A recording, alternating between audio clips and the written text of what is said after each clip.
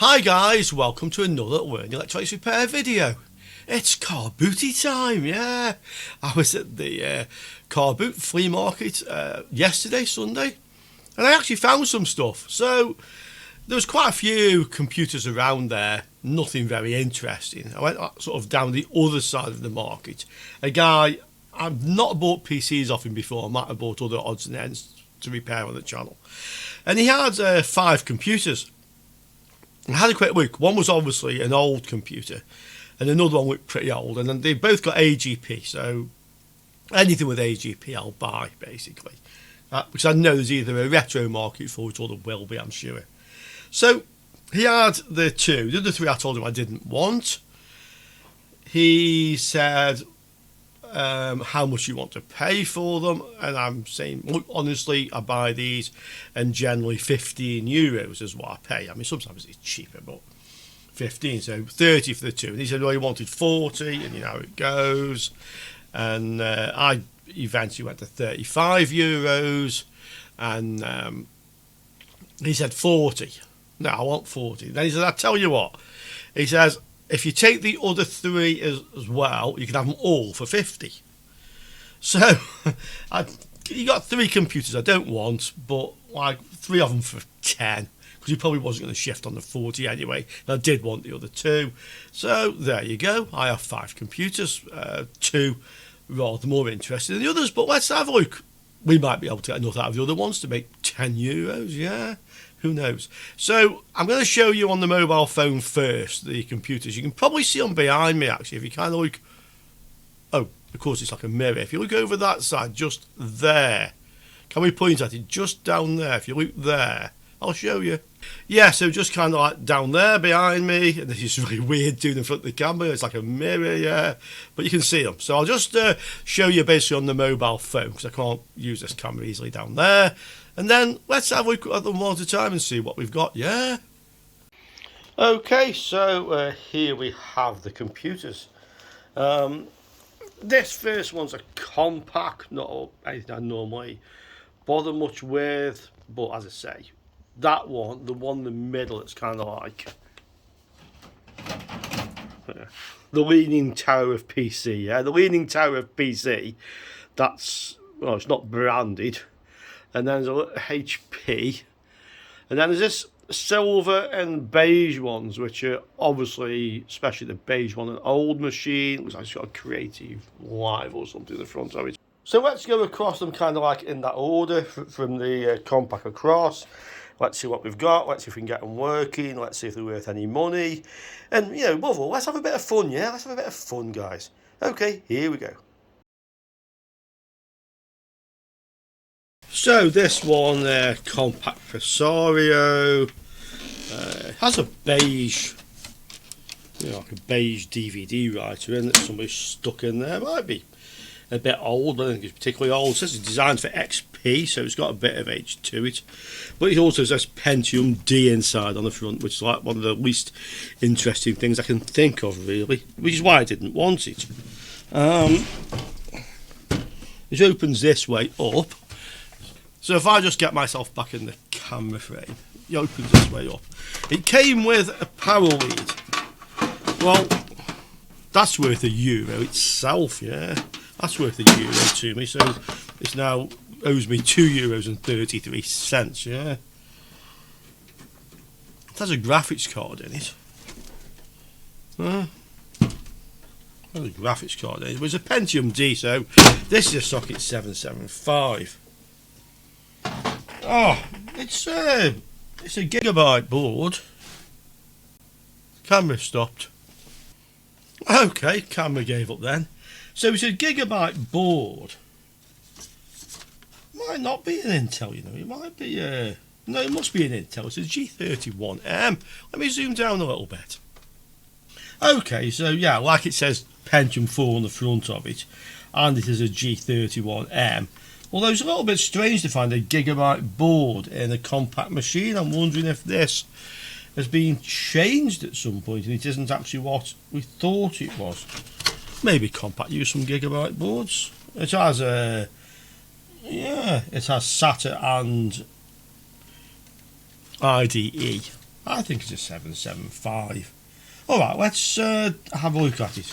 Little GPU in there, the fans, yeah, the fan's a bit gooey, but I think it will turn. So let's do the usual with it. Hard drive, by the way. Bet this has got an operating system on it. I'll put money on it, yeah. €10. Anyone will take me on. €10, this has got an OS on it. And some of this stuff, yeah. Right, let's see if it got any shorts on it. That's the next thing, yeah. I'm not placed any bets on this one, though, but I bet it probably hasn't. Oh, that's a bet, isn't it? I'm not placing any bets, but I bet it probably hasn't. Not a good use of the English language, that is it. Right, okay, so ground, and let's find some of these yellow wires. Well, it ain't got a short on the 12 volts. You couldn't see that, could you? You couldn't see that. Is that too much glare? So let's go again.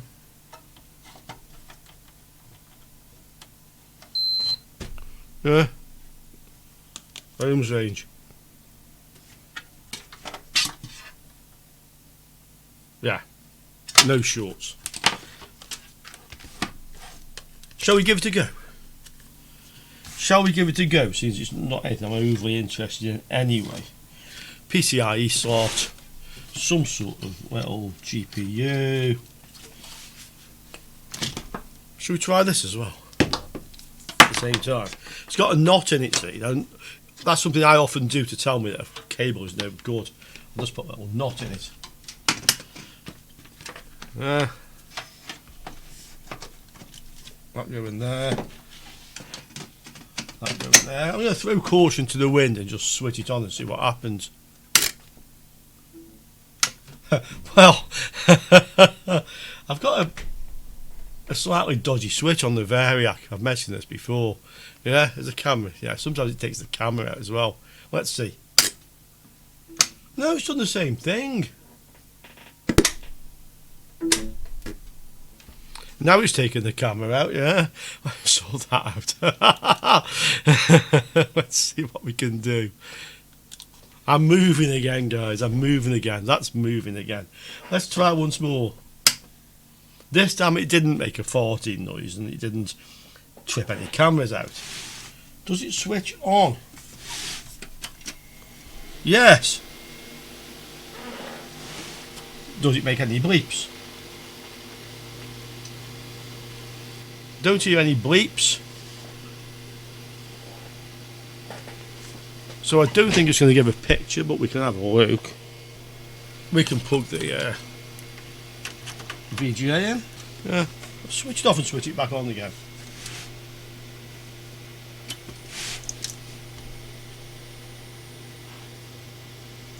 Well, it does switch off by holding the switch in. Go on, try it again. No picture, no blue light, no bleeps. Yeah, we've got a DOA, a dead. Well, it's not really dead. Fans are going, but we've got not working on arrival. Yeah, let's have a look at it. Well, I just said that, and look what happened. It's going to count down. I haven't even got a keyboard plugged in, but it's going to count down and start Windows normally. Yeah. Let's see if it does. I can get a keyboard, but it'll take longer than it'll take this to actually count down, yeah?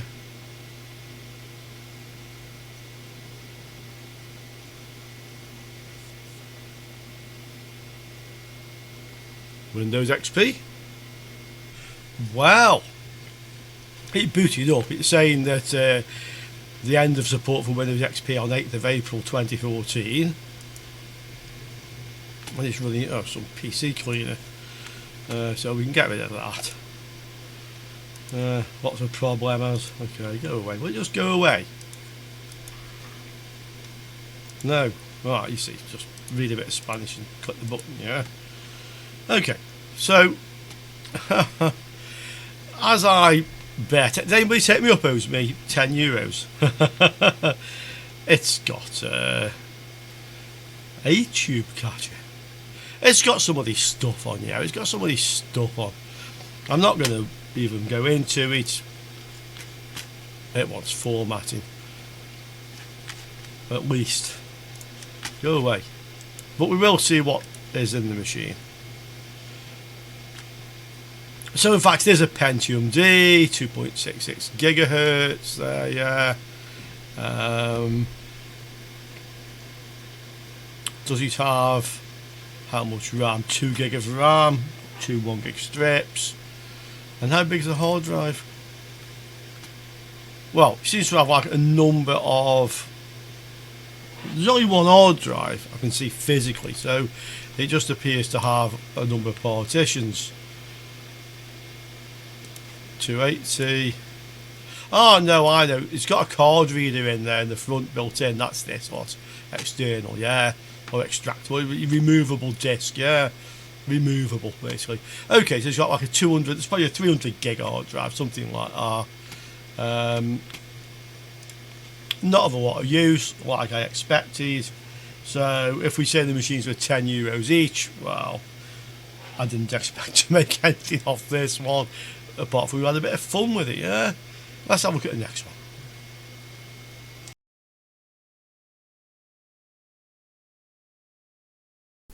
And here's the next one. It has a Windows XP license on it. There's no brand or make or anything on it. That's a rather nice screw. I'm keeping these, set of 4 of them, just like these things for various computers of my own. So we'll have those off it. Yeah. The reason it was like the leaning tower of PC is because there's only 2 feet on it.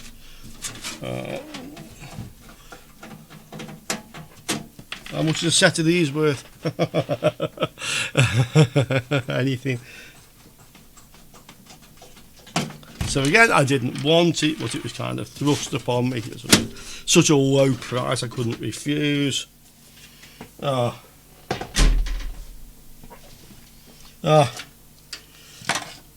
not very interesting. MS 7336, one strip of RAM. This is only SATA, there's no IDE on this, so it might not be a 775 at all. It might be something else. There's no, yeah, okay, so no hard drive, just the machine really. Shall we do the same thing and just test for shorts, and then if it's okay, power it up? Yeah.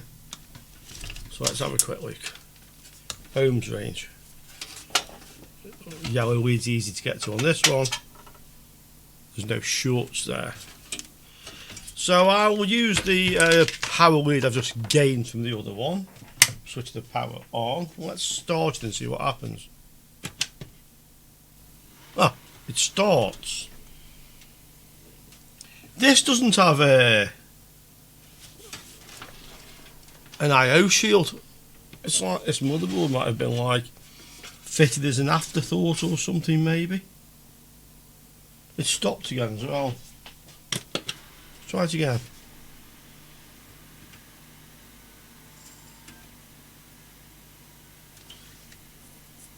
I wonder if this board's been put in here because something else failed. Ah, it's switched off again. So it's kind of going through this thing of switching on and off at the moment. There's no bleeps as you can hear. Or rather, I should say, there's no bleeps as you can't hear, yeah? So it doesn't want to run this one. The green light's on, it's got power. Let's take the motherboard out of this one. And while I'm at it, let me just grab the GPU off the other one, because we didn't have a look to see what we got, did we? It's a GeForce 7500LE, not one I'm particularly familiar with, but that's what it actually is. And here's the motherboard. So let's see what's happening with this. Let's put a speaker on it because there wasn't one before. Oh, and just out of interest, by the way, because somebody probably just spotted it, the graphics card's got 2 bad capacitors on it. It had appeared to be working. Whether it would actually have worked with 3D. I don't know, maybe we can have a play with that, just try running it with the bad capacitors and then see if it actually fails. Maybe. What do you think, guys? Interesting or no? In the meantime, let's have a look at this motherboard. So again, there's a bad capacitor on it there, just the one. I think it's got trapped underneath it. All these over here look okay. There's another bad one. There's a couple of bad capacitors, 3, 4, 5. Oh, now I'm seeing quite a few bad capacitors on this board. There's 1, 2, 3, 4, 5. I don't think it's worth even recapping. As I said, I didn't really want these things. But hey, comments below. What's the CMOS battery say? Says it's no good. Yeah, it's less than 3 volts. So that can come out. We can loan it a good working CMOS battery for the moment. Let's connect a good power supply and see what it actually does. Okay, it's ready to power up. I've got the on-off switch. I was looking for a speaker connector. There is one, but it's over here, a little 2-pin thing. There's a speaker by it, so my speaker won't connect directly to that. So it does have a PCI slot, so we can put the analyzer in. That will show us if it's trying to do anything. I've noticed now this has 3 PCIe and 1 PCI, which makes me think it's a bit newer maybe than a 775. Maybe this is something else. There's a 1 gig strip of RAM, which is a DDR2. So is this going to be an early generation I something or other, do you think, guys? What do you think? What do you think? If you want to, pause now, get your comments in, you know, just for the fun of it, like, you know. You don't have to be right, you just have to have a guess, yeah. Today's a fun day. Today's a fun day. Let me find a connection for the... yeah, it has onboard VGA, if that's a clue. You can see the connectors on the back, yeah. If anybody wants to guess what this is. But I suppose the easiest way, you're just going to look that number up, aren't you? I mean, I can look that number up. I could do that, yeah. Let me find the cable. Okay, I found the cable. I'll put my guess in. I haven't looked it up, guys. Honestly, I haven't looked it up. I think it's probably going to be a 1st or 2nd generation i3 or i5. Yeah. Wouldn't be an i7 because it'd have more memory slots, I think. Okay, let's have a look. We have power. Oh, and it came on by itself and went off again. Yeah, came on and went off again. Right, you can see it's trying to boot and then it goes off. Oh, that's interesting. Ah, this time it is going to boot. I think. Stopped on 75. Yes, I've got a picture on the screen.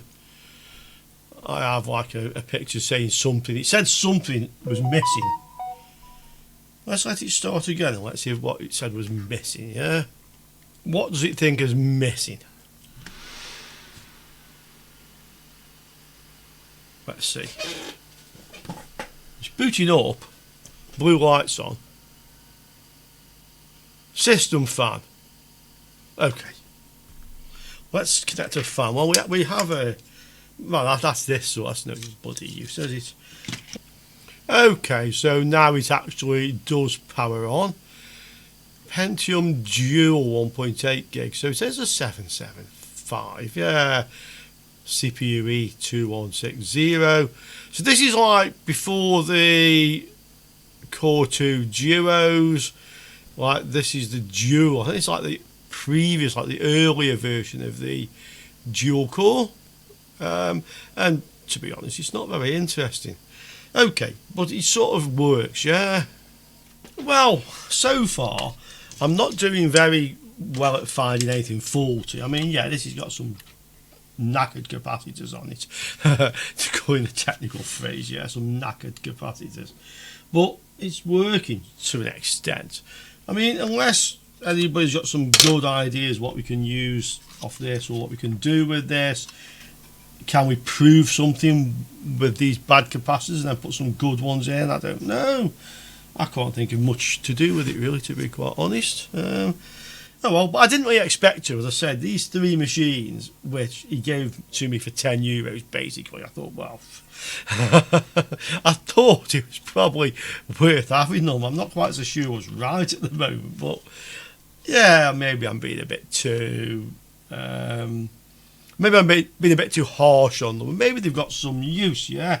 Come on, guys, what use is machines like this? While you're thinking about that, I'll go get the next one.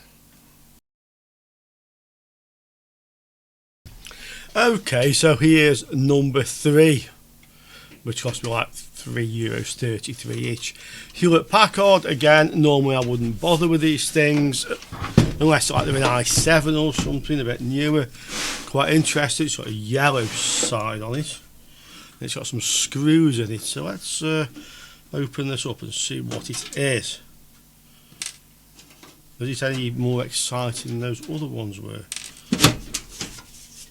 Well, it's a complete machine again. There's a hard drive in it. Oh, it's another. It is like that first one, G-31M. It's the same motherboard, you know.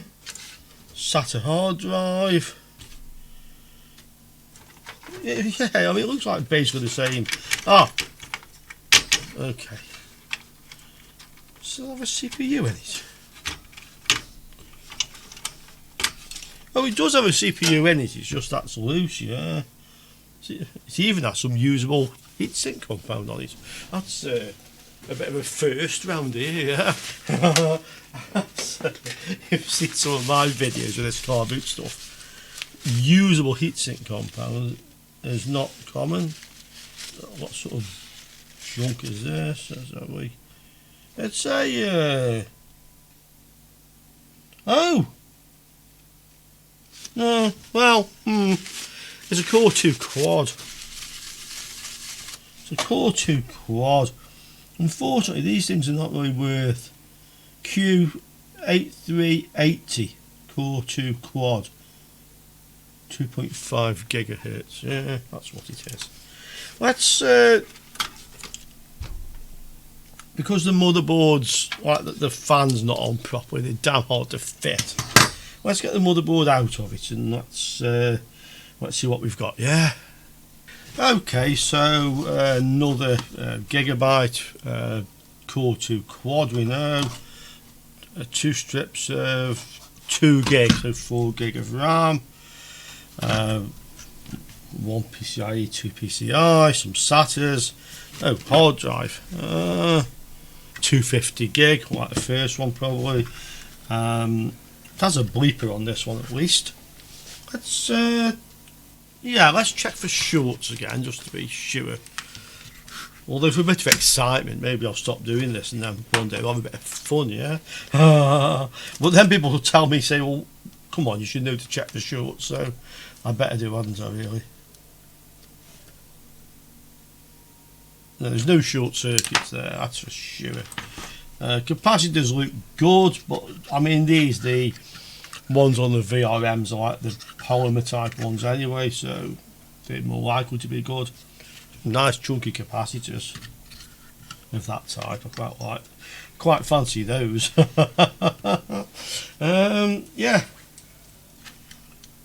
Yeah, that fits on there, standard layout. That just leaves us some sort of CPU fan to organise.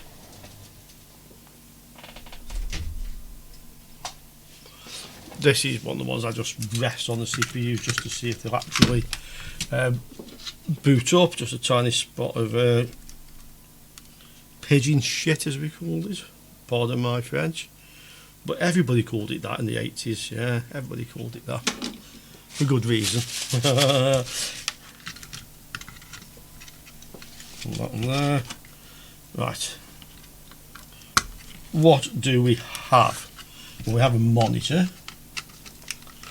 And we're good to go. So, power lead, yeah, one other thing. Just one other thing. On. What's it do? It starts up. And I think it's going to boot. It's got control of the fan. Oh, maybe it isn't. Like the fan came on and slowed down a little bit. That's usually a sign it's going to boot up.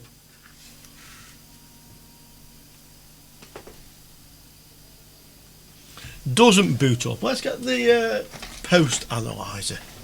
See what that tells us. I'll put the camera where you can see that, I think. There you go, post analyzer, power on. This doesn't start at all. Okay, doesn't boot up at all.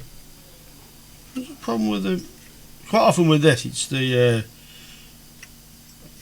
PCH, Northbridge. Okay, this one's got a fault on it, we can say that much. Let's take the RAM off it. Let's go again.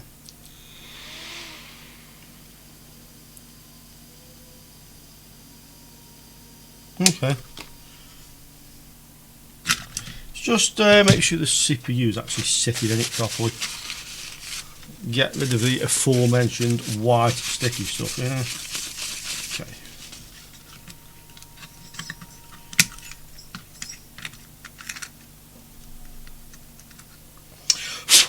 That looks clean, but it's very difficult to get dirt into a CPU socket, to be honest. You have to try fairly hard, yeah, to do that. See if the CPU is getting warm. That's give me some indication if VRM's running. No, CPU's cold. Oh, tepid. CPU's tepid. Let's have a look while we've got it here. Still tepid. So this either has no clock, no power on the CPU, or it's stuck in reset. It's slightly warm. It's warming up a bit now. Let's have a look at the VRMs. So somewhere is going to be the junction. Yeah, 1.08. So we've got V-core. It's warming up a little touch now. We've got V-core, but we're not booting at all. Okay, put this on here again. Let's have a look. So once again, you can see that. You can see it quite clearly.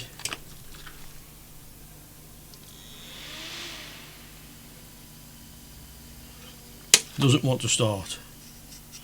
Let's check the CMOS battery.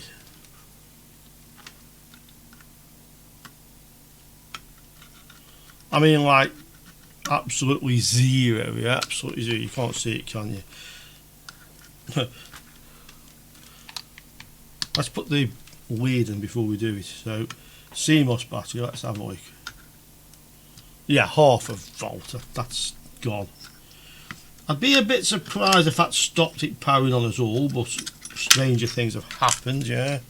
Stranger things have happened, especially to me. Let's see what this does. New CMOS battery, should be good now. Yeah. Power on. Doesn't want to boot at all. Okay. Let's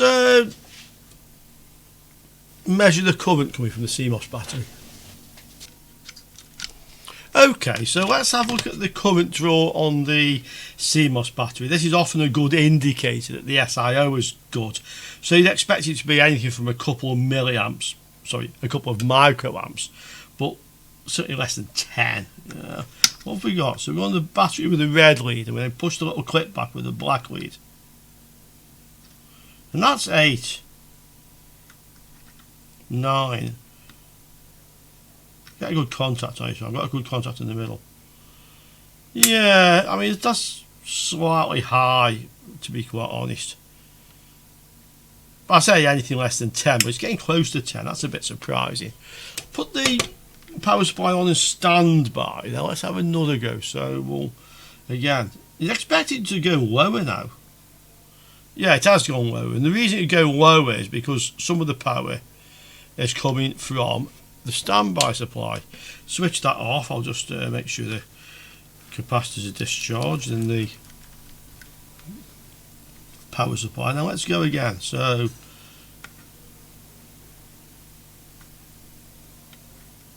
Can we get a good reading on it? Well, interestingly enough, it stayed up. Maybe there's still a bit of charge in the capacitors. I wouldn't be surprised on the standby. Yeah, look, it's coming up a little bit now. So that's a bit inconclusive, to be quite honest, guys. Have we got any power on the on-off switch? Let's have a look at this. So we want to go volts range. I'll use the other one. We want to go volts range because we're on volts already. Standby on. Have we got any voltage on the pins? Just go to the power switch. You should have 3.3 or 5 on one of them. 5, yeah. So we've got power getting to there. Actually, that makes sense because it does switch on. So we should really know we've got that anyway. It does start and say switch on, but it doesn't run. Nothing stupid going on with it being in the other PCIe slot, is there? Not time it switched off on its own. Okay, so this has got some sort of startup issue. Let's get the thermal camera. I'll just grab the one that's closest to me. Okay, so here's the thermal camera. I have it switched off at the moment, so nothing should be glowing. There should be nothing in there. That's reflection of the heatsink here, but there's nothing there. You wouldn't expect there to be. What's this down here? Oh, again, that's just a reflection.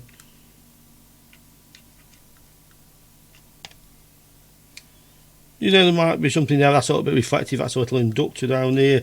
But the moment it's switched off, there's no standby. Let's put the standby on. A little bit in the SIO, you'd expect it to be. There seems to be a touch in something here, but it's sort of gone. SIO's definitely got something going on, as has this chip here. Ah, is that one a bit warm? No. 39 degrees, something like that. We can try taking the heat sinks off the north bridge and south bridge. Let's have a look. Okay, so you can see the north bridge or PCH, this is all really hard, yeah? It's hard. That's often a sign that the PCH has failed. Let's see if in fact I can leave this off, it doesn't even get warm really. Let's see if we can see anything on the thermal camera on here. So once again, we'll power up. The fan is running. That's what the camera says. Yeah. Yeah. I mean, they're going to light up anyway. There's no real heat there. This one's well over 50 degrees.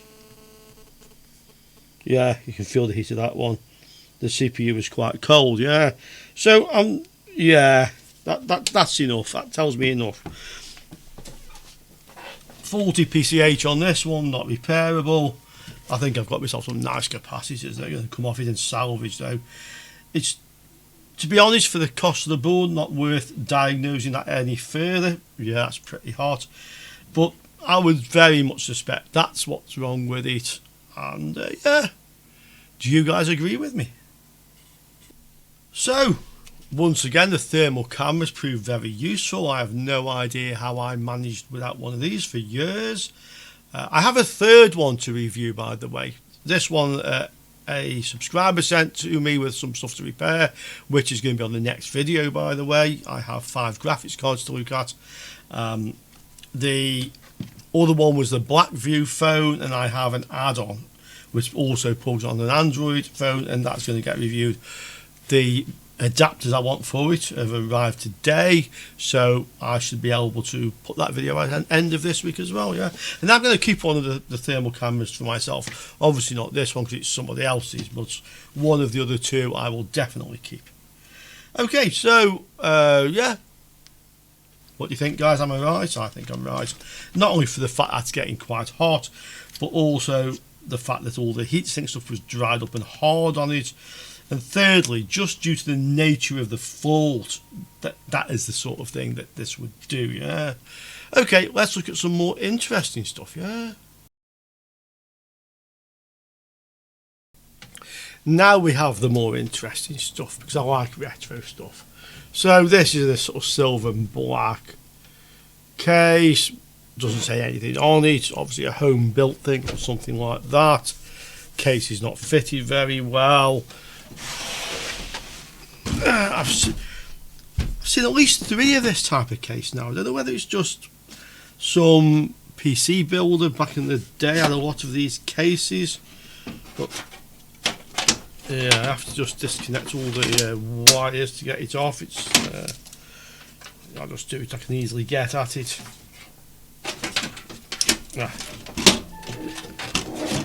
Yeah, what I was doing was unfastening this lot. Yeah. Oh, okay. Okay. Can you see it? Oh. Yeah, a lot of grime in that and fibrous stuff. This is quite dirty. Motherboard's fairly clean. Gigabyte. A lot of gigabyte motherboards here. GA-G31M-ESL2. Oh. This is a 775. So this motherboard is a socket 775.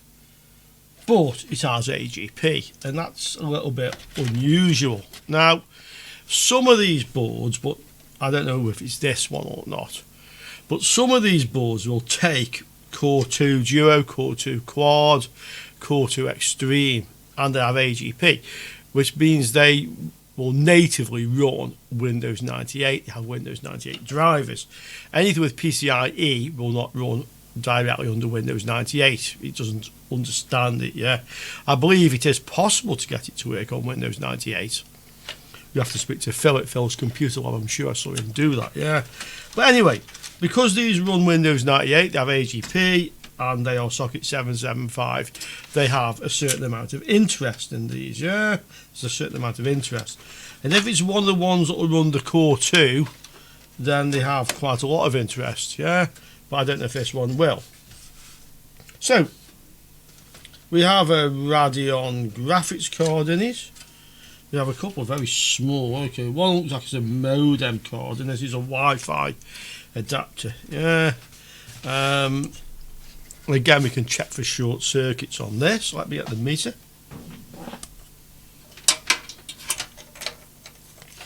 Okay, let's just see if we have any shorts. That'll do on the 12 volts in there. Does that not get a connection? But then not have a good ground.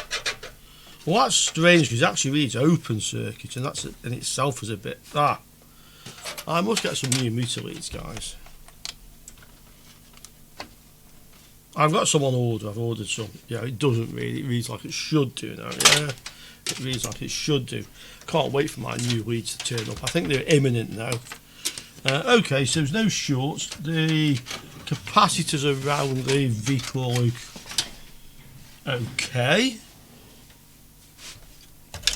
I think it's safe just to plug this in. We have a couple of IDE writers or something in there behind the silver flapper. I couldn't see them. We have like a hard drive wedged in there at a really strange angle.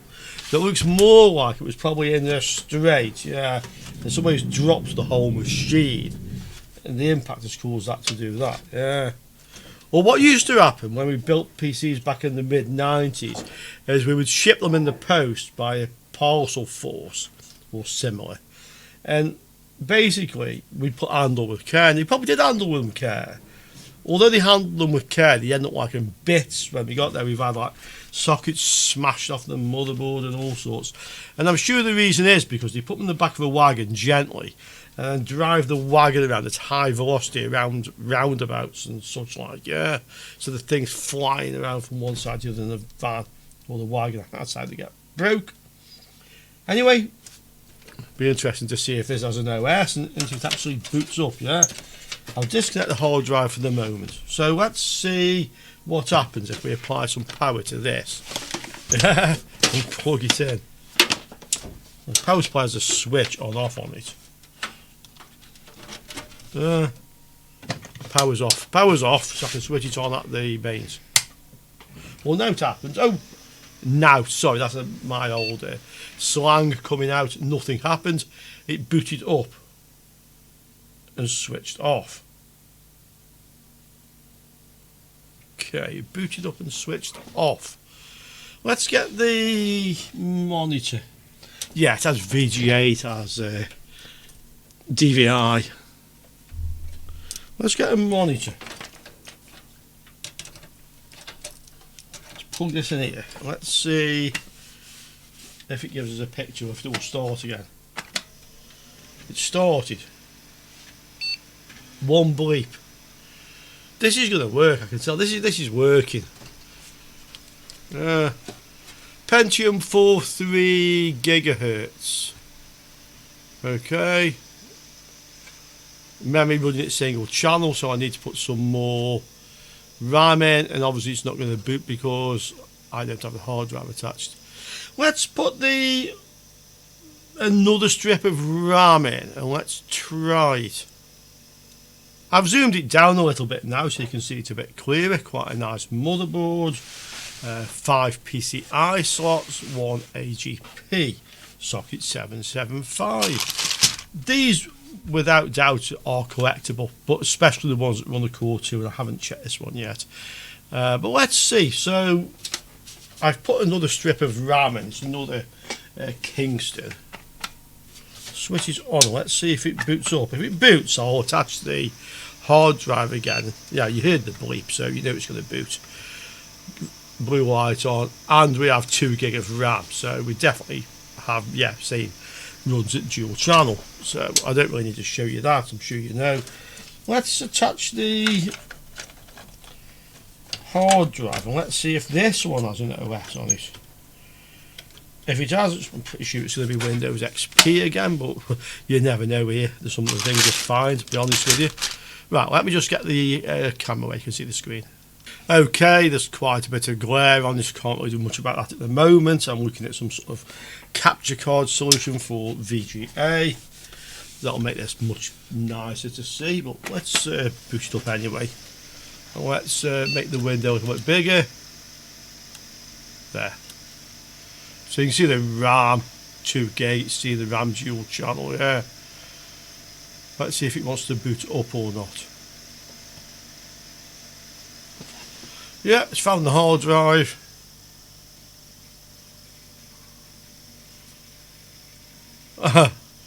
Windows 7? Maybe? Oh. And then it kind of like resets. Okay, so he may have a problem with the hard drive. We've seen this thing looks like it's being dropped or something anyway. Wouldn't surprise me. Let's see again if we can get it to boot into Windows 7. Okay, I don't have a keyboard attached, so I better just get one. And I'll try and do it in the next 10 seconds before it counts down and starts to move. Oops, a repair. I'm not going to do it. Yes, I am, maybe. And I'm probably at the wrong place. Yeah, it's going to go into a repair mode. Okay, let's see what it wants to do anyway. It's loading the archives at the moment, it says.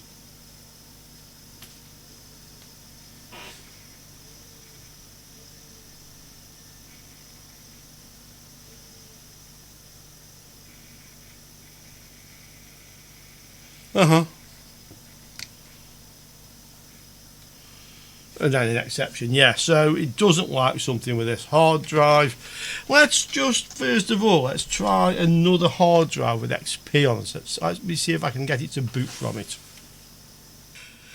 Okay, I put another hard drive on, which happens to have Windows 7. It's the one that came out of that machine with a motherboard that just had a faulty PCH. So I just grabbed hold of that, and it was doing exactly the same thing as the original one, crashing exactly the same way and then giving an error when it did the recovery. So I thought the next likely thing is RAM, so I changed the RAM. I put 2 other 1 gig strips in, and now it's now booting with this hard drive. I haven't tried the original one. I'll try again in a minute. But it is actually now running, so it looks like the original strip of RAM was faulty, because I know the 3 I have are all good ones, even previously tested. So we definitely have a working machine here. Let's have a quick look at what resolution is it running at. Yeah, so graphics card is this one.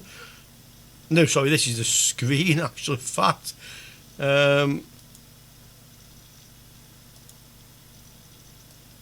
Looks like 1280 by 1024 is the highest this graphics card actually run at. Except, let's see if we can just figure out what we actually have on this machine.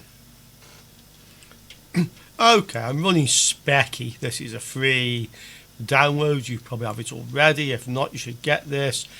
This you can run as a portable, run it from a USB stick, and this will tell you what you have on the computer. Basically, it gives you the motherboard, gives you some temperatures, the hard drive, really everything you want to know. So VS248 is the graphics card, 16 megabyte ATI graphics card VGA, so quite a low end one.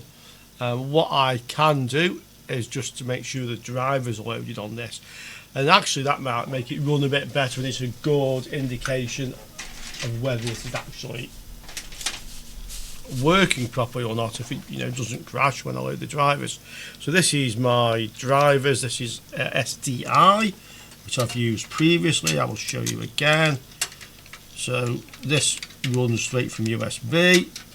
We can just get it into the USB slots. I've noticed the USB slots are a bit tight on the back of this thing, but they go in. Okay, so let's try checking the state of the drivers on this machine. You can see it's encrypted in Spanish, but I can find my way around these things pretty well. Okay, so this is my drivers. SDI RUS, 64-bit. I've noticed it said it was a 64-bit Windows on this. Yes, I mean, bear in mind this hard drive isn't from this PC, so it's unlikely to have the correct drivers on it. And then as a last check, when we've done this, we will run the other hard drive to see if it's any good. So it's telling us that the sound isn't installed, the wireless LAN is not installed. Let it have access, sure.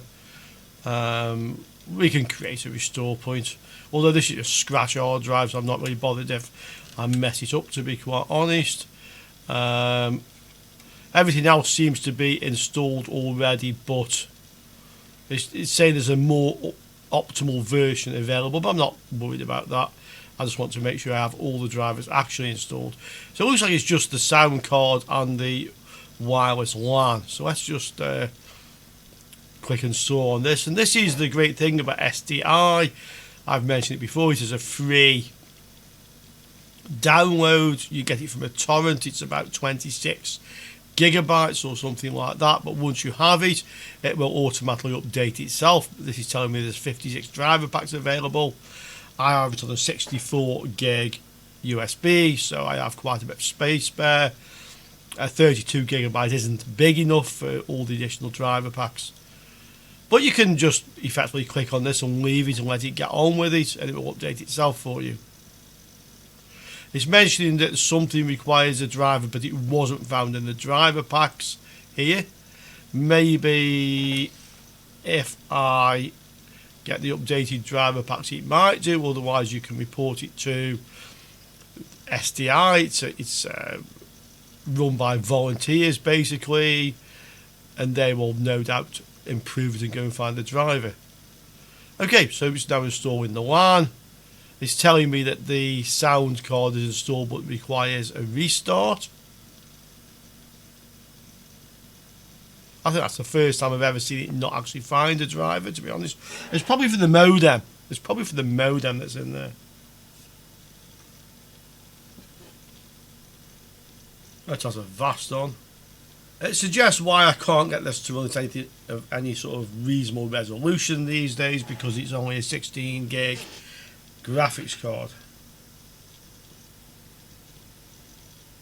Okay, so it's now completed. So if we restart the computer, that should boot up with all the drivers loaded. However, the only thing it's really found is a sound card drive. I'm not too interested in that at the moment, to be quite honest. So let's see if the other hard drive works, the one that came with the PC. Okay, I've attached the original hard drive. This is one of the early SATA drives that had both IDE and SATA power connectors on them. When I saw one a little while ago, I thought they were unusual, but apparently not really unusual. There was a lot of them around. So let's see if we can actually boot from this hard drive. Well, strangely enough, it seems to have upset the machine. The memory test is doing strange things with this hard drive attached. Is the hard drive having trouble initializing or something? Doesn't actually feel like it's even working, to be quite honest. Now, can you see that? It's kind of like hung up the RAM test since I attached this hard drive. Let's give it a minute, see if it can actually go into the BIOS. No, it's just switched itself off, yeah, on its own. It just switched itself off. Does it start again by itself? No. Restart it.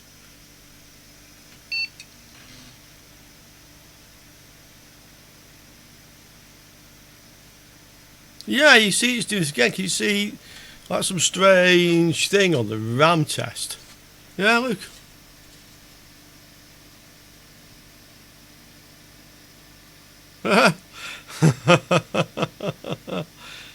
Very strange. Escape to skip memory test. Let's try it. Or Delta get into the BIOS even. Whatever's going on, it's not happy with this hard drive attached by the looks of it. Let's switch it off. Let's disconnect the hard drive, yeah? Again. Let's try it without it.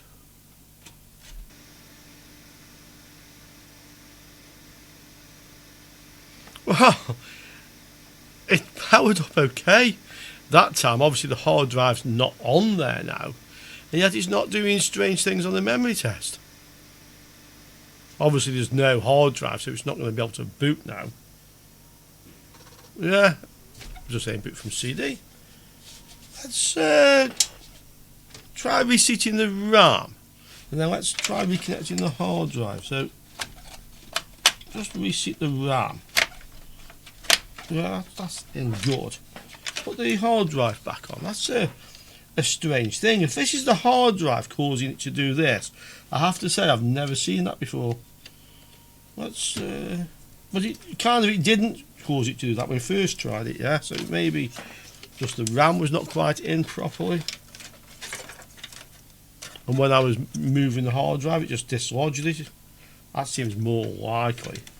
Okay. We're on. Power. Boot.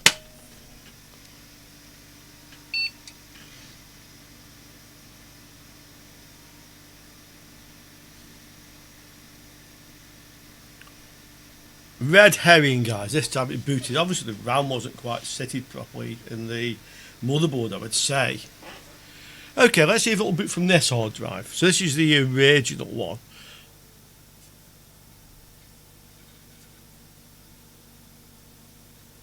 Okay, let's go for normal.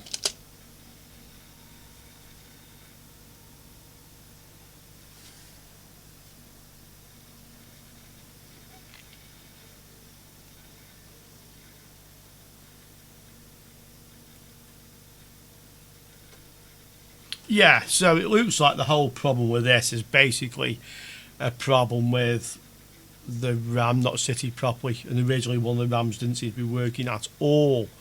Okay, so we have another good machine. Is it worth anything? So the first thing with this type of motherboard is the CPU support. The ones that support dual core 2 processors, basically dual and quad, are worth money. Yeah. So GI, what is it? 8IPE755, 8IPE755. .G CPU. Let's see what CPUs this actually supports. Okay. So there we have it. CPU upgrades are good a place as any to look. Here's a bit of information on it. So it supports Celeron DCPUs. You can see the ticks on them. It doesn't support dual core by the looks of it. They've all got crosses against them. Yeah. Core 2 Extreme, no. I mean, I've got a motherboard similar to this which does support Core 2 Extreme, and I have a Core 2 Extreme CPU to go with it. And that's actually worth some money, you know. That one has AGP and PCIe as well. In fact, I'll show you in a moment. So, Core 2 quads, no, it doesn't, unfortunately. It does support Pentium 4. What's the fastest Pentium 4 CPU? Are we going down the list a little bit?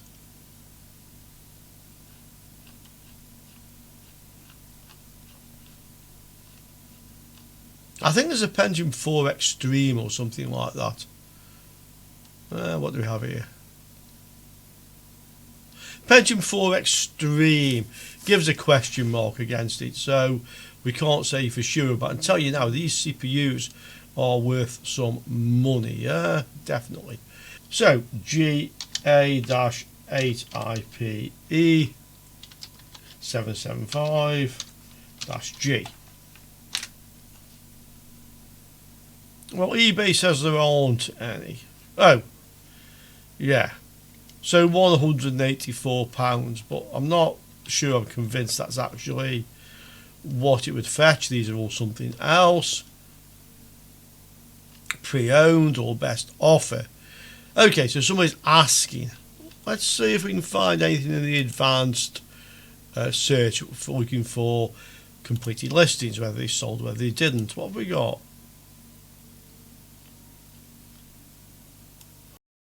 Different. That was ended. That's a 1000, completely different motherboard. So we have a situation where I don't really find any that have sold.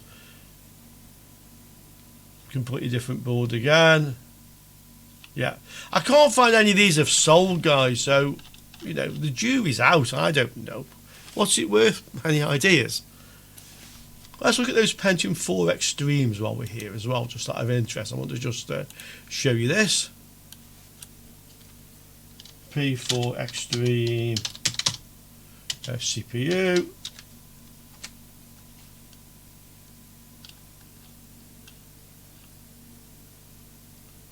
Xeon. Pentium 4 Extreme Edition, yeah, 3.4, which is one of the fastest. Yeah. Yeah.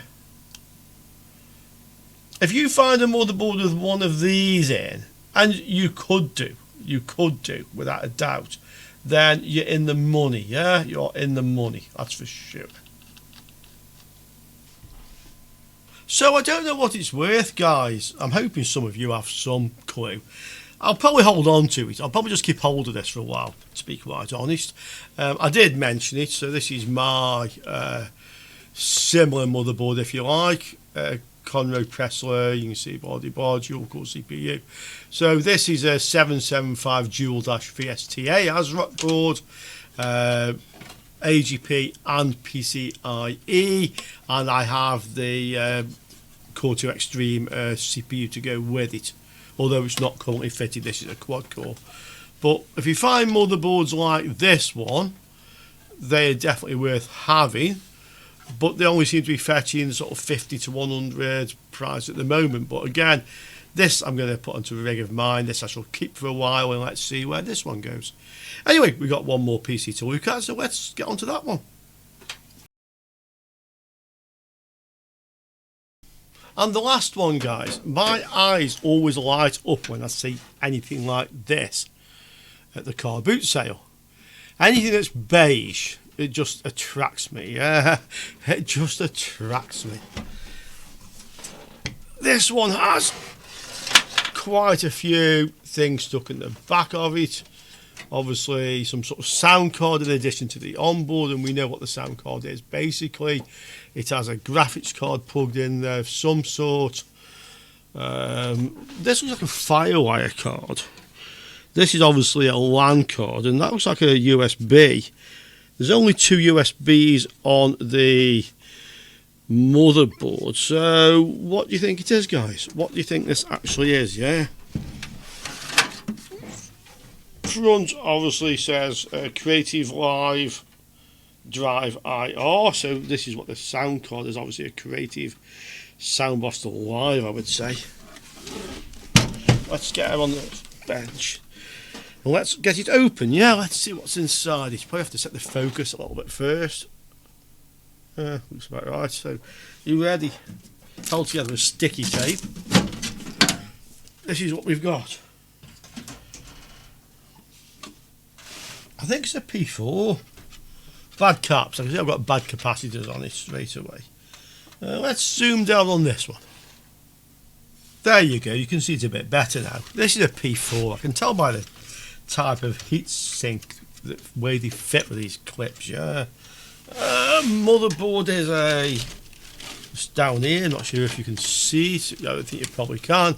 Asus P4B. So it's a P4, yeah, P4B.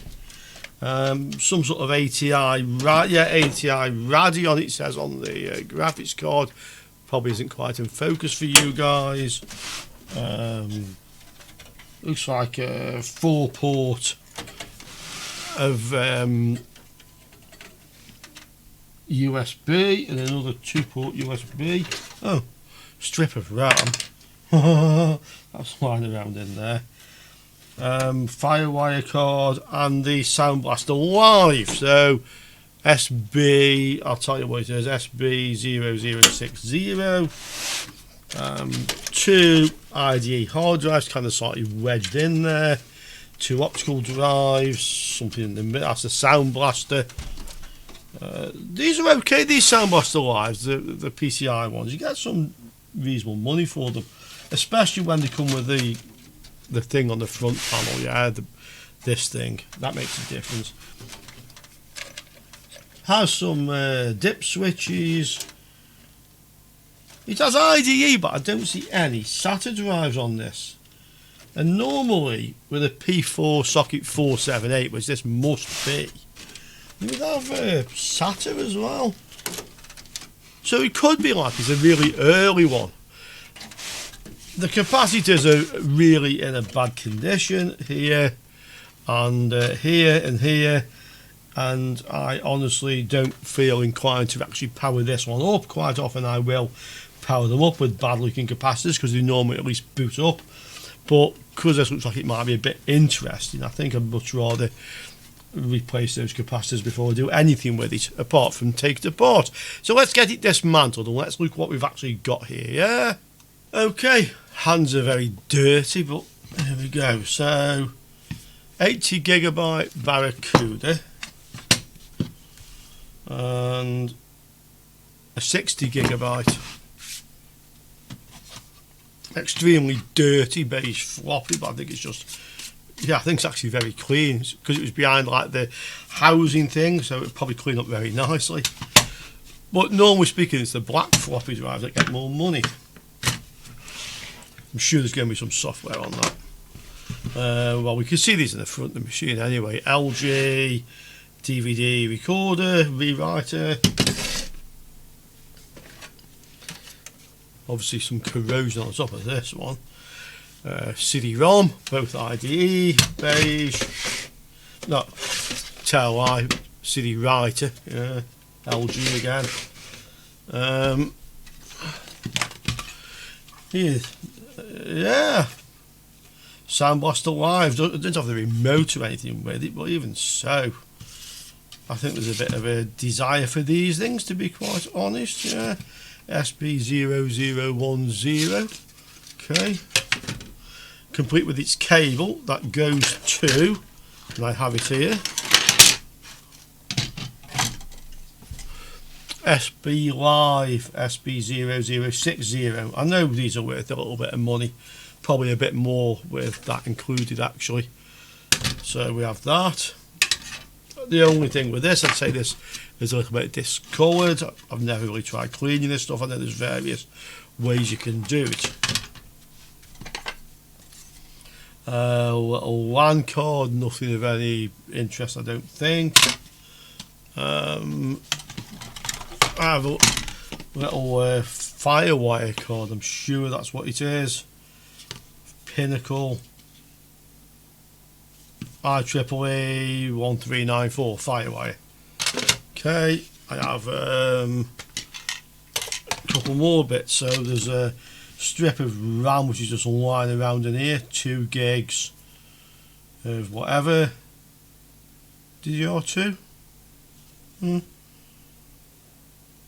Without looking exactly what it is, it's 2 gigs of it. A little ATI Radeon from 2000. This is quite an early one. If the motherboard is as old as this, and I suspect it probably is, this is fairly early, yeah. It's a fairly early one. Which Radeon is this?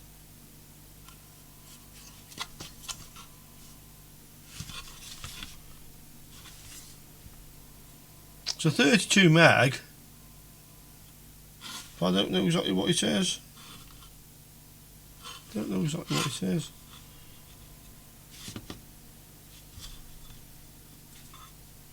It says R6 SD32M.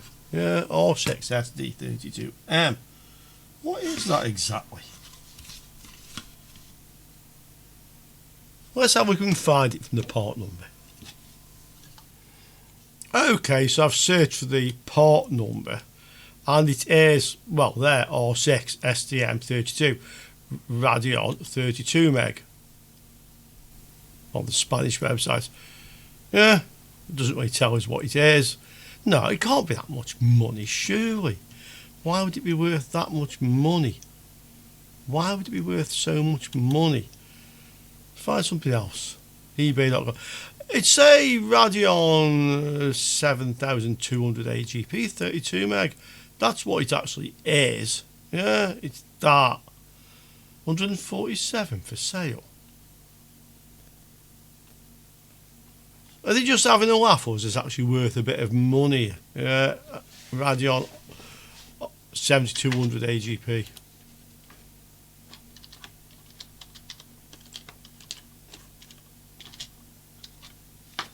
$7,200 AGP.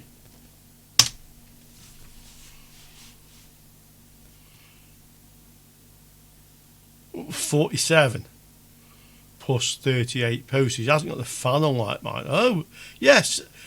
Okay, 7200 R6. Why are these fetching this sort of money, guys? I mean, I know that like Radeons are kind of like, I mean, okay, so 40 here plus 15 postage from Germany. Still the best part of like 60, you know. I know like the AGP HD 3, I have a 3450 or something like that. I know those are worth a bit of money because they were practically the fastest that you could ever get an AGP, yeah, doing near the fastest ever made. But why are these ones fetching good money? Yeah, some of you guys will know that. So that's what that is. What else have we got? Well, we have this. This is a 4-port USB. USB 2. So I'm pretty certain this was added later. This is newer than this machine. This machine seems to be from around 2001 or 2000, yeah? That's newer. And then we have this motherboard, and this is interesting, I think. Okay, so I've had P4 478 boards before. They're not so unusual. I get quite a lot of them here. I think it depends where you are in the world, but you've seen my videos. I get them regularly, yeah, regularly. But this one, I don't know. It's got 6 PCI. It has a network modem riser thing there. Obviously AGP. 3 RAM slots. But look at the back of it. So you've got obviously parallel and 2 serial. You've got the games controller port, onboard sound. You only have 2 USB. Yeah, you only have 2 USB. And then it has RAM. But look, this is PC133. Yeah, PC133. This is what you find on Pentium 3s and Pentium 2s, to be honest. That's what you find on Pentium 2. Yeah, it's obviously a P4 board, P4S, and the fact that P4B, and the fact this is obviously a P4 heatsink. Yet there's no SATA on it, and I can say I've never seen, as far as I can ever remember, a 478 socket 478 Pentium 4 without SATA. But this does have. And the other strange thing it has, and this is obviously not an add-on, this is part of it, ASUS USB MIR. And it has 2 more USB, and this actually fits with a ribbon cable onto somewhere here where I took it off from, and it's obviously meant to fit on there. It might have come from here actually, should have looked. Yeah, it probably did come from here actually. And that's like an afterthought to have 4 USBs. Everything about this board to me looks like a Pentium 3 or Pentium 2, but it isn't. It isn't. Shall we see what it actually is? This is P4. This is, guarantee you, this is socket 478. Right. Well, there's no heatsink compound whatsoever. There's a sticker on the CPU that is kind of like effectively raised up, so this couldn't have been making a very good contact on the CPU. Did this thing ever actually work properly? What CPU is in it? I'll zoom down, you can have a look. P4, 1.5 gigahertz, 256 meg cache, 400 megahertz front side buzz. This is definitely an early one, but I have to say, in my experience, it's the motherboards, the P4 motherboards that have DDR400, that will have the 800 megahertz front side buzz, that will take the fastest P4s, that are the ones that are worth the money. Yeah, this is why I'm not going to power it up just yet. Okay, but we can sort that out. So either this is either valuable because it's a kind of a early P4 and it's effectively a collectible, or it's not worth a lot because it's nowhere near as fast as the later P4.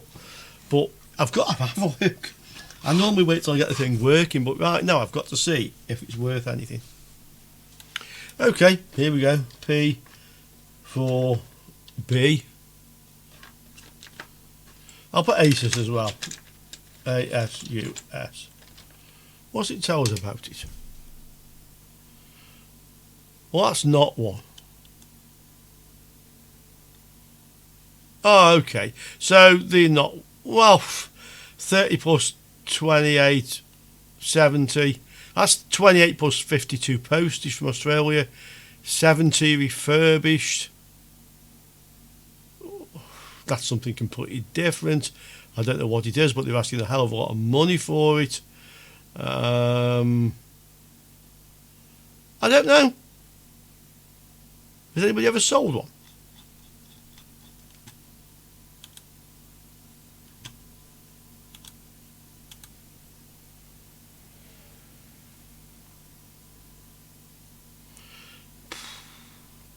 Yeah, and they didn't get much money for it, so it's not a valuable motherboard. It's a nice one, it's unusual, but it ain't a valuable one, that's for sure. Okay, doesn't mean it's not worth fixing though, does it? Yeah, doesn't mean it isn't worth fixing, don't you think, guys? Let's get these capacitors changed. Let's have a look at these capacitors then. So they're quite a mess, as you can see. Let's get some of the dirt from around here as well. But it's probably going to be easy to clean this actually once I remove the capacitors. So we have these 4 here in a block, and then we have 2 more here. This one isn't leaking, but it is bulged, and there's 1 more there. So that's all the ones of that type on the board, 7 of them. These will be on the low voltage side of the VRMs. So here the MOSFETs we can see for the VRMs. Looks like there's just 2 VRM channels. No, there's 3 actually. One's a little bit further along. Yes, there's one there. You can see the inductors, 1, 2, 3. Just count the inductors really. So these will be on like the low voltage side of the inductors, the V core side. These are quite easy to remove, just using soldering iron, leaded solder, yeah. So we'll do one on the video, and then we'll just speed on, if you like, yeah. I'll get them replaced, and then I'll see you just after that. So I have the soldering iron on. Bit of a solder. Let's see if we can do this on camera. I'll probably have to zoom out a little bit though. Let's see if this works. So we'll just turn the board over. I can see the first capacitor is here, the two legs. So we'll get a bit of leaded solder on here on both pins together, and then with this big chunky BC3 tip I can actually bridge both legs at the same time with the solder, and it just comes out. Yeah, it just comes out. They're as simple as that. So that's how we remove the capacitors. Let's do another one. So another one is just here. Again, the same trick. This is so simple, guys. I don't know why people have a problem with desoldering capacitors. It really is an easy thing to do. Again, we just get it with a soldering iron. There's quite a big ground plane here, but it just came out. Okay, so I'll get the rest of them removed, and then we'll have to clean the holes and we can put some new ones in. Okay, capacitors are all out, simple as that. They're all the same value, 3306.3. So we can replace all those. I won't even bother to measure them because I know they're all bad anyway.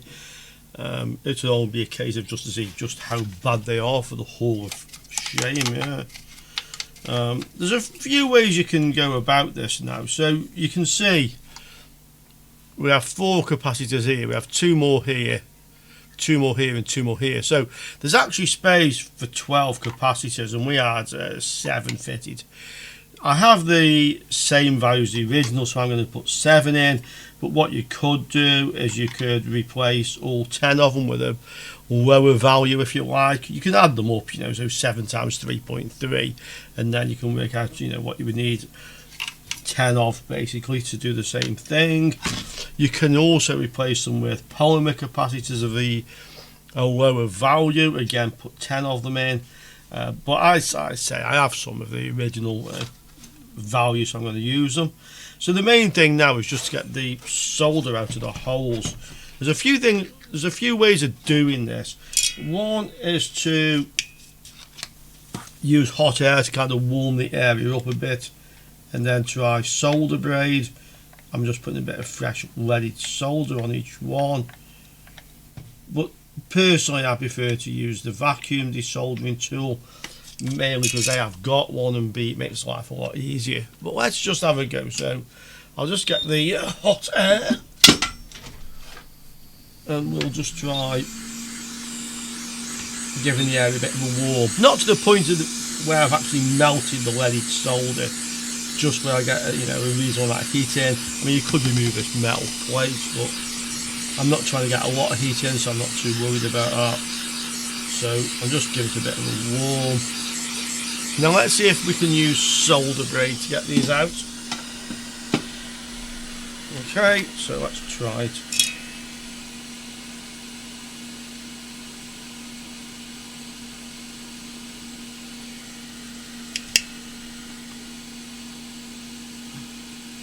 What it doesn't look like it's going to do, it doesn't surprise me. They're not particularly easy to clean out, these. I'm going to use the vacuum tool. It makes life much easier. I've just given the vacuum desolderer a good clean. It really wanted it. I've replaced the tip. I think you can probably see this one's kind of like gone. It's split. So I've put a new one on. I bought a few new ones a little while ago because I knew I need them sooner or later. That sounds nice and clear, sucking well. So let's see how we're going to do this. Now, usually the vacuum tool, as good as it is, isn't powerful enough to clean these. So we can have a go. So we just go onto one of them. Hold it, count to 6, 7, 8, 9, 10. Yeah, that one's come clean, you can see that, yeah? So we go to this one. 5, 6, 7, 8, 9, 10. Yeah, these are coming nicely. Sometimes you have to use the hot air at the same time. Let's see. Yeah, you see that one didn't come, yeah.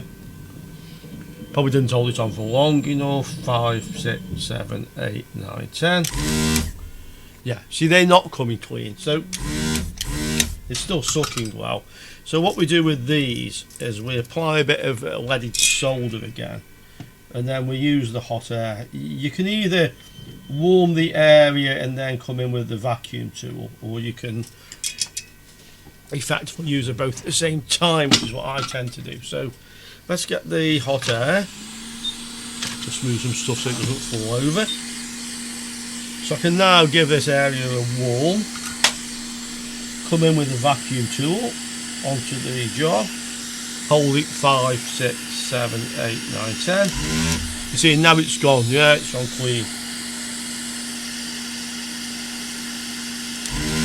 Yeah, this is the way to do it. You don't need the hot air too close. Just get some extra heat in. Yeah, you see now they're all coming.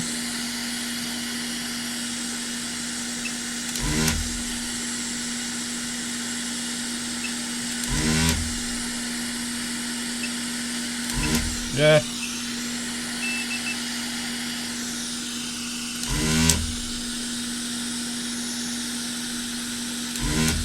Yeah. I don't just get it too hot, just hot enough as they say, and then we have some more. There's 7, I can see where 6 of them are.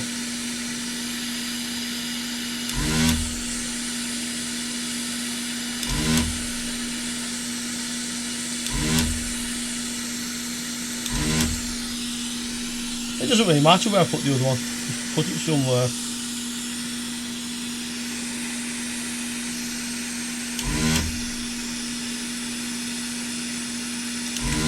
Okay.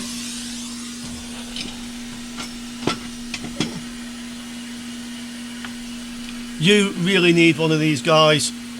You just, if you don't have one, you're just making life very difficult for yourself. If you're going to do electronics repair, just get one of these on your shopping list. Yeah, it will pay for itself over and over again. Because I tell you now, this sort of work is not easy without the right tools. Yeah. Okay, so they're all nice and clean. You can see. I probably should have took the CPU out. It's a bit on the hot side. It's not like very hot. Yeah. The capacitors, we know, or we should know, which direction they go. So normally, to be quite honest, the white is the negative, but I noticed when I was taking them out on this board, they're the other way around. So it's always worth checking this. Go onto a ground point. Yeah, and you can see this is the negative end of the capacitors. They're all connected, well, they're all connected to ground. I suspect they're all connected together as well. Yeah, they are. And this end is not ground. It reads 7.4. That's actually the resistance of the CPU. Yeah, so that's the resistance of the CPU. So we know in this case the white end is the positive, although it's usually the other way around, which just goes to show why you definitely need to check these things and not just, you know, just think, oh well, they left the white on the negative end. It doesn't mean they did. Okay, so look, we can easily fit all our capacitors now. They're just dropping into the board, no problem. This one's just slightly bent leg, yeah. So I'll get all these capacitors fitted and then let's see if the board works. Once you've done the hard work, which is cleaning the holes out, that's the most difficult bit, and it can be very difficult if you don't have the right equipment. The rest of it is quite easy, so soldering them back in again really isn't a problem. I mean, what I would do, I'm going to solder them all, then I'll just kind of like push down on them to make sure they're all sitting flat in the board. But this part of the job, this is the easy bit. Once you've got them out and the holes are clean, you've done the hard bit.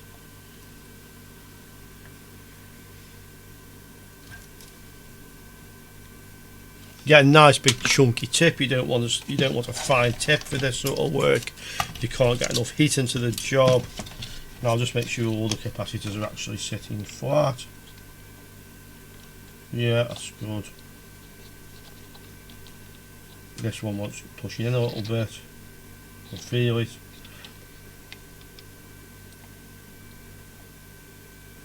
Yeah.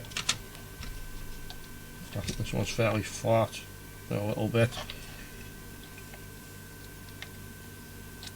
Okay, let's have a look, see how they came out. Yeah. Nice. So I'll replace the other three and then we can see what happens. I have this ready to try, really. I was just looking at this code on here. I'm just wondering if it's like 20th of the 11th 01, 20th of November 01, and that's some other number in front of it. That's possible. That is possible. So we need to just put a bit of a cooling fan on here. I'll put a little bit of the heatsink stuff on, even though it didn't have any to start off with.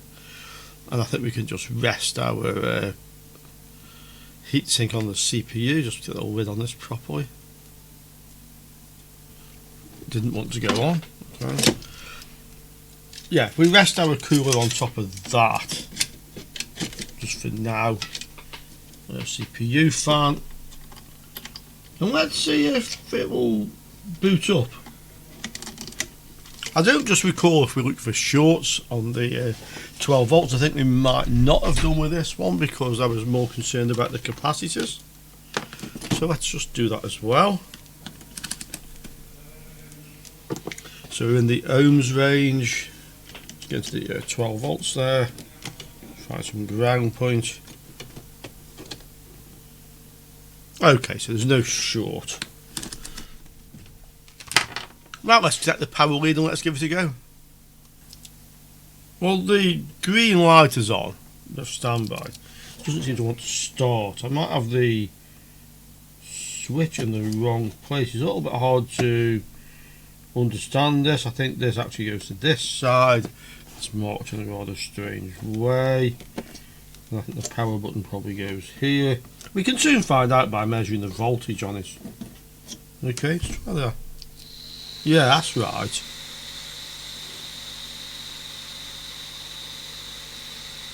Well, it doesn't beep. Yeah. It doesn't bleep and I've got nothing on the monitor, so it looks like this might have some sort of problem.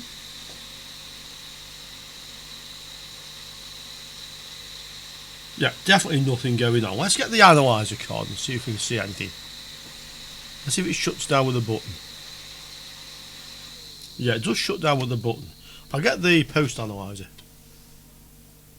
You can see it. I've put it in this slot. Quite often I've found on the end slot it don't seem to work very well. What's it doing? Oh, it's, well, yeah, it was kind of like started to boot. So it's definitely executing code from the BIOS. It's definitely getting that far.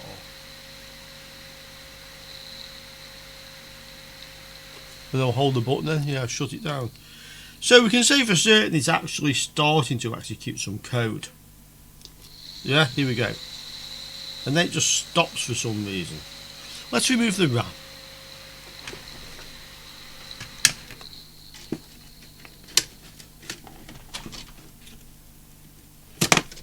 Have you spotted this strange connector, by the way? It's like an ID connector next to the power.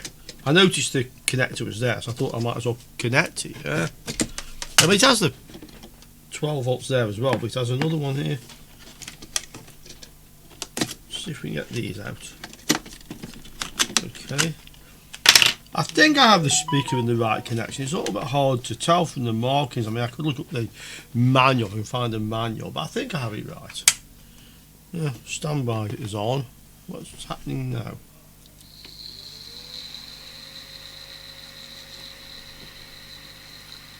Well, we can say it's doing something different.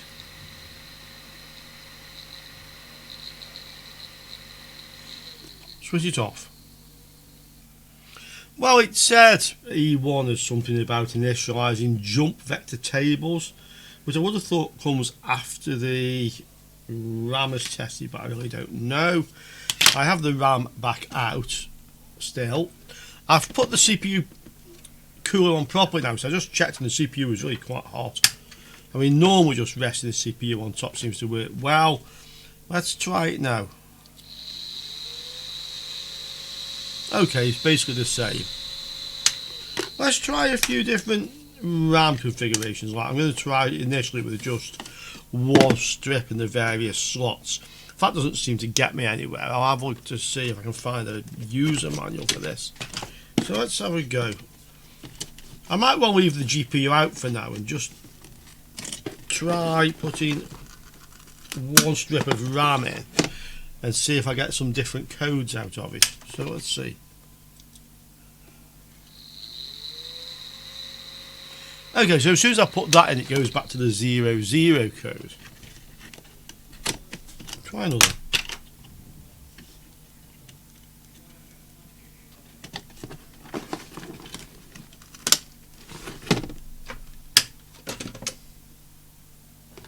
Okay. Ah, that looks more promising. Yeah. I still haven't had any beeps out of it. I don't have the graphics card in at the moment. It's possible the beeper isn't connected right. Wouldn't surprise me. Okay. But we definitely have something different happening. Let's try putting the GPU back in.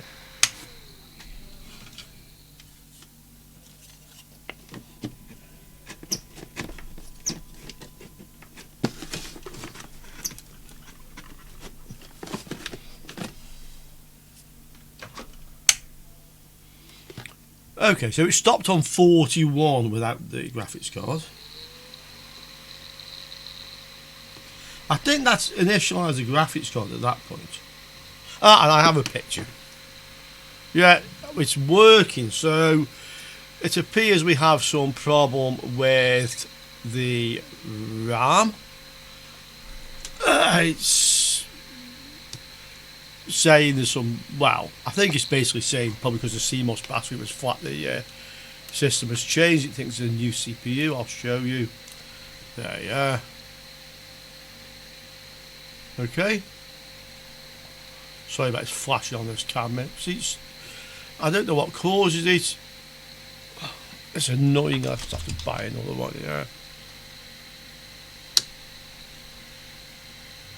You see that? Well. Huh. So that persuades it to stop.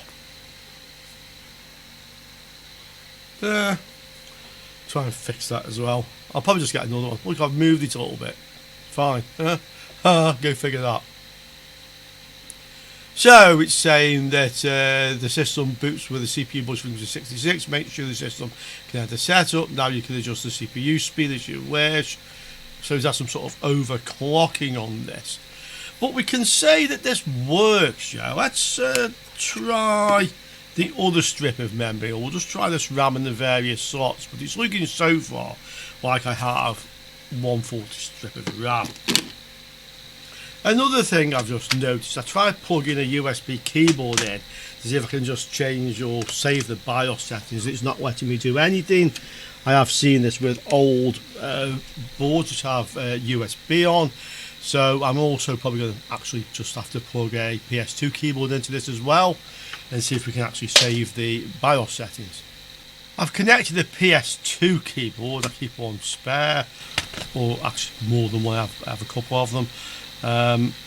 I've saved the settings. I quite like that BIOS loading screen, P4B. So it's now going directly to look for the hard drive. I don't have any hard drive attached at the moment. I'll just look at the various RAM configurations then.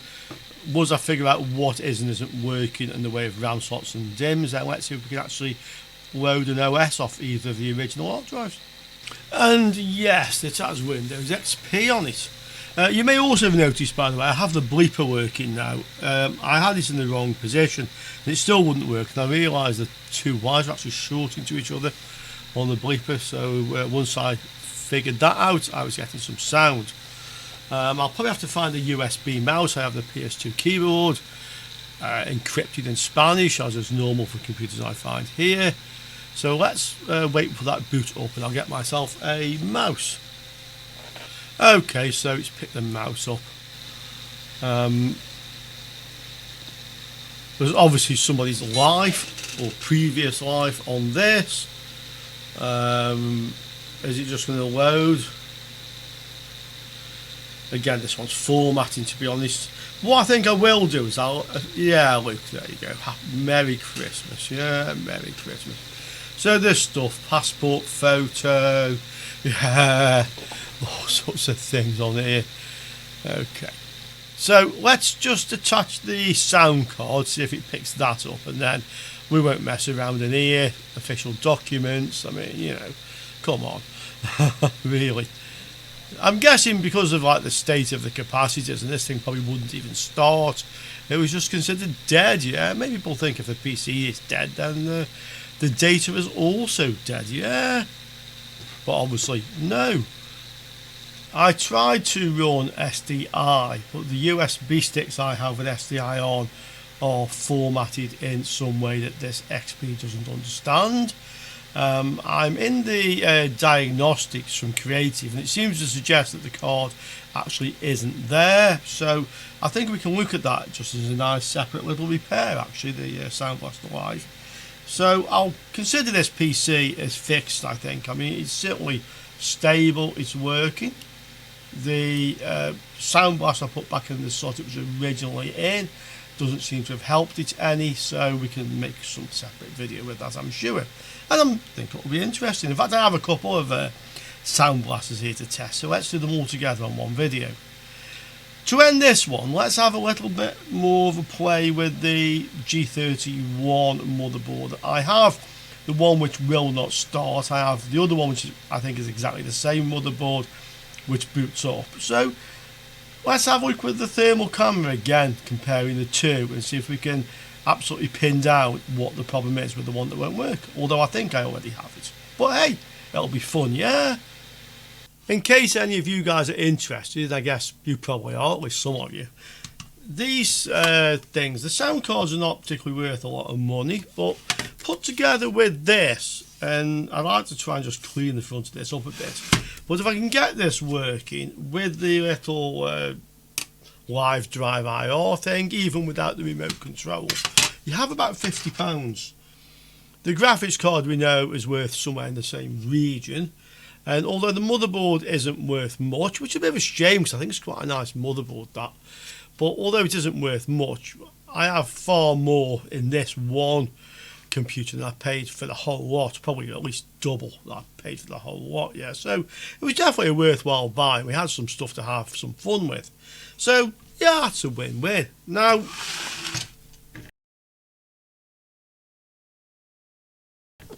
this is the motherboard that I think has a Duff PCH.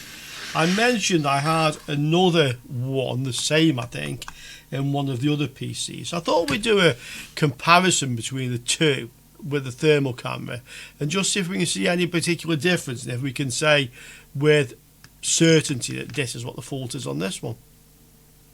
Okay, so this is the one that was working. I've taken the heatsink off the CPU. I'm just going to try something I didn't try before with this one that doesn't start at all. So the post analyzer just says 00. I'll try the other CPU in it, so we know the CPU is good. Oh, well, it looks like I might have diagnosed it wrong. It's in a loop, probably because there's no RAM in it. Maybe this is actually working. That's gone off. Okay. Will it restart on its own? No, it looks like it won't. Maybe this is in some kind of loop because the RAM isn't fitted. Okay, let's try it.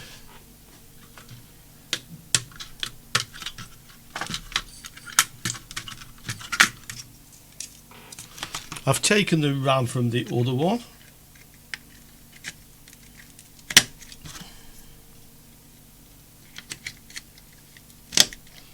Okay, let's see what it does.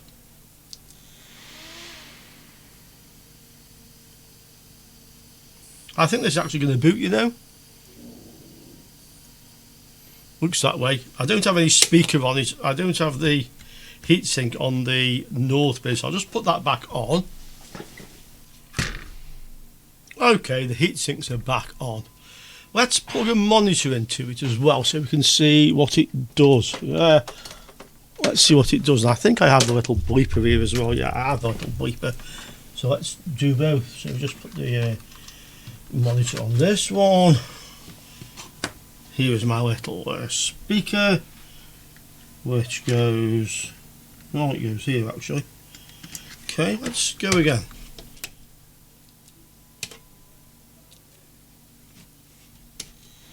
Power on.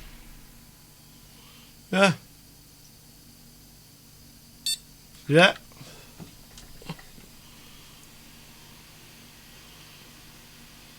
Yeah.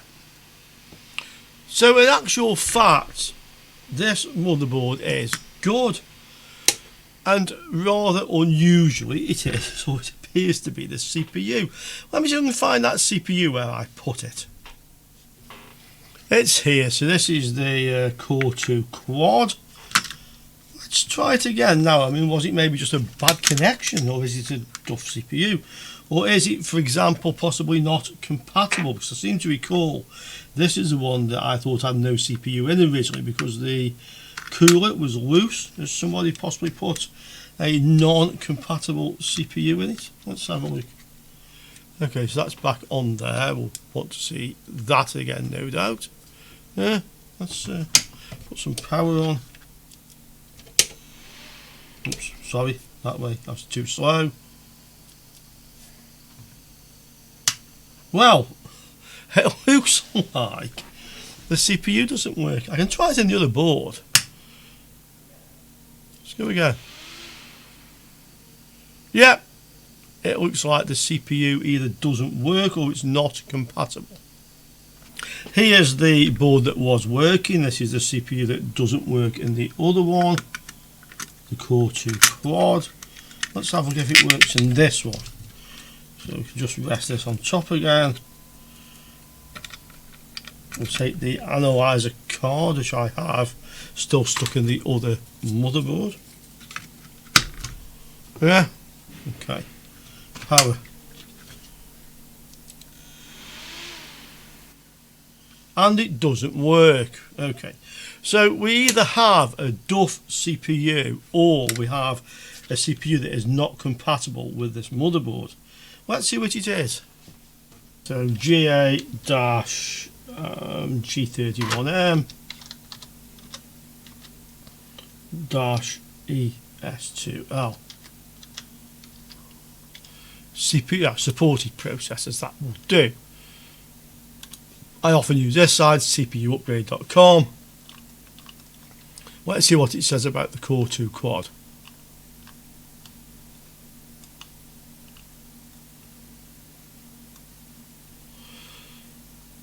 Well,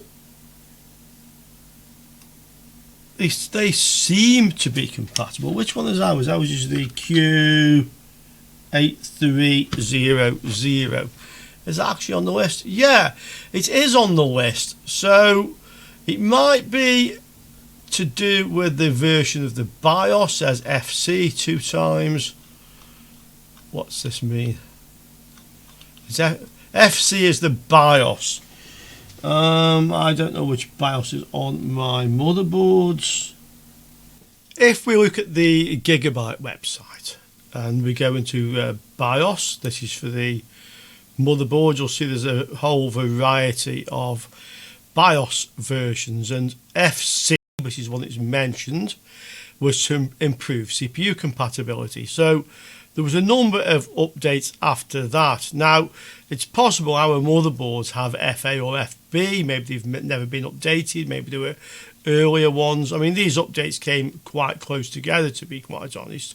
So either we have a problem whereby we have a faulty CPU, or we have a problem whereby our motherboard BIOS doesn't support the quad core CPU. Obviously, we could flash the BIOS. I mean, this one is actually, I noticed, a revision 2.4. The other one is a revision 1.1, so it's an earlier version of the board. The BIOS chips are here, the same on the other one. I had a look in the BIOS, but nothing says whether it's FC. It says the BIOS is version 6.0 something or other. It doesn't really refer to that. So If I wanted to use these motherboards, I could flash in the later BIOS, but I'm sure you guys actually want to know if this Core 2 quad is actually faulty, or if both our motherboards have an early revision BIOS. And the quickest and easiest way to prove that, rather than flashing these BIOSes, would be to take another known good CPU. This is a Q6600. We can have a look on the CPU compatibility list, but I'm sure it would support this CPU. And yes, we can see these motherboards do support this CPU on the same revision BIOS, FC. So I know this is a good CPU, it's one I keep for testing. So let's put this CPU in the motherboards. If this doesn't work either, then they just need a BIOS update. If this one does work in either of them, then we can say that that board has got an FC BIOS or later, and we have a problem with the other CPU. We'll use this one first because this happens to have the RAM in it. This is the one that was working anyway, we thought, because it had the suitable CPU in it. So let's take our quad core CPU, known good, and put it in this board and see what it does.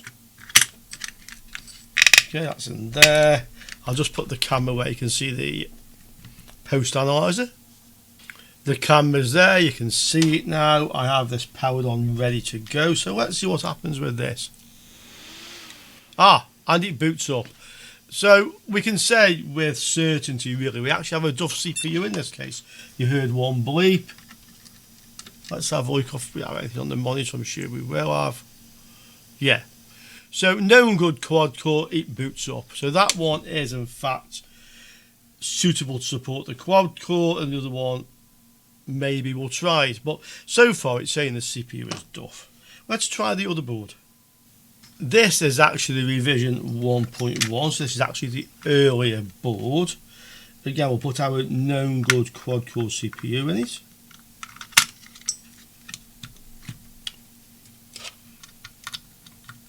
What do you think, guys? Do you think this one will boot as well?